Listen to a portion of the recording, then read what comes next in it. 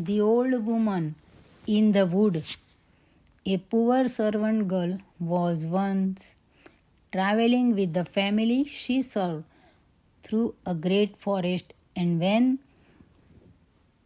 they were in the midst of it, robbers came out of the thickest and murdered all they found. All perished together except the girl, who had jumped out of the carriage in a fright and hidden herself behind a tree.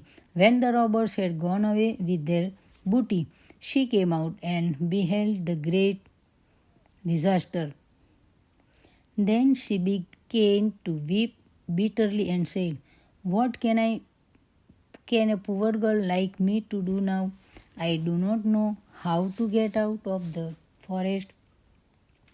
No human beings lives in it. No human beings lives in it. So I must certainly starve." She walked about and looked for a road, but could find none. When it was evening, she seated herself under a tree, gave herself into God's keeping, and resolved to sit waiting there and not go away, let what might happen. When, however, she had sat there for a while, White Dove came flying to her with a little golden key in its mouth. It put the little key in her hand and said, "Do you see that great tree? Therein is a little lock. It opens with the tiny key. Inside the tree you will find food enough and suffer no more hunger." Then she went to the tree and opened it and found milk in a little dish and white bread to break into it, so that she could eat her fill. And when she was satisfied, she said, "It is now the time when she hens at home go to roost. I am so tired I could go to bed too." Then the dove flew to her again and brought another golden key in its bill and said, "Open that tree there, and you will find a bed." So she opened it and found a beautiful white bed, and she prayed to God to protect her during the night and lay down and slept. In the morning, the dove came for the third time and again brought a little key and said, "Open that tree there, and you will find clothes." And when she opened it, she found garments basted with gold and with jewels more splendid than those of any king's daughter. So she lived there for some time, and the dove came every day and provided her with all she needed, and it was a quiet, good life.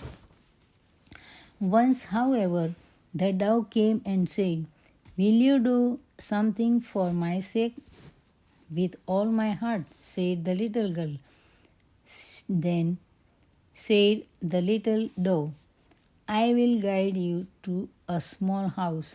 Enter it, and inside it an old woman will be sitting by the fire and will say, 'Good day,' but on your life give her no answer. Let her do what she will, but pass by her on the right side.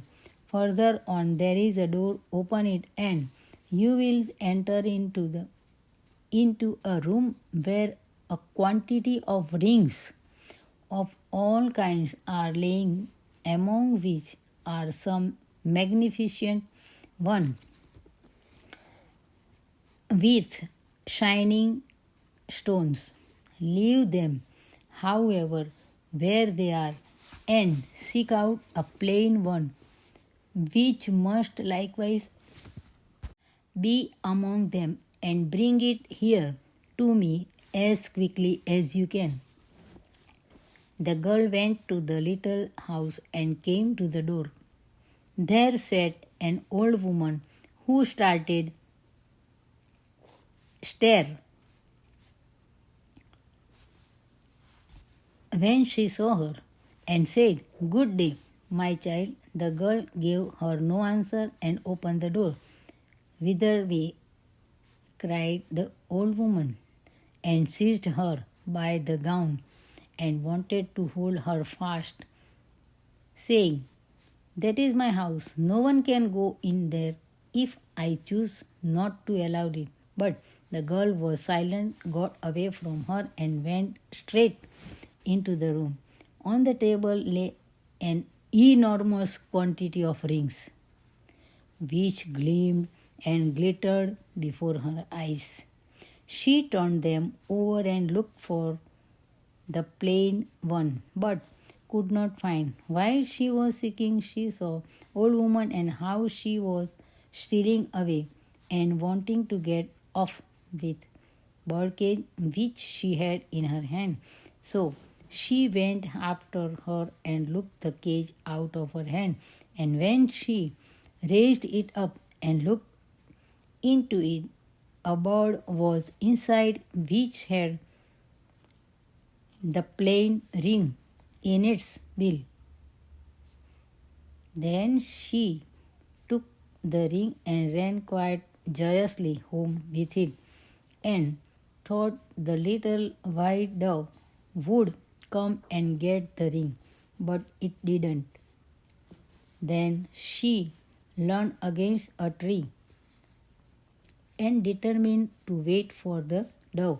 And as she thus stood, it seemed just as if the tree was soft and pliant and was letting its branches down, and suddenly the branches twined around her and were two arms, and when she looked around, the tree was a handsome man who embraced and kissed her heartily and said, "You have delivered me from the power of the old woman, who is a wicked witch. She had changed me into a tree, and every day for 2 hours I was white dove, and so long as she possessed the ring, I could not regain my human form." Then his servants and his horses, who had likewise been changed into trees, were freed from the enchantment also, and stood beside him, and he led them forth to his kingdom, for he was a king's son, and they married and lived happily.